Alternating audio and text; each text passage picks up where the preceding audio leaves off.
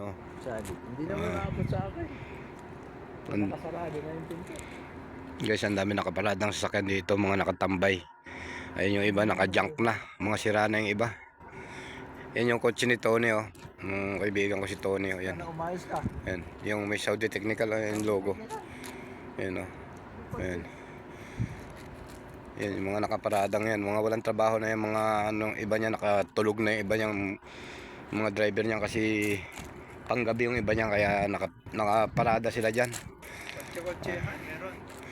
Yun namang isa towing. Ba ang tawag dito sa sasakyan na ganito? Ha? Yung may anong ganyan?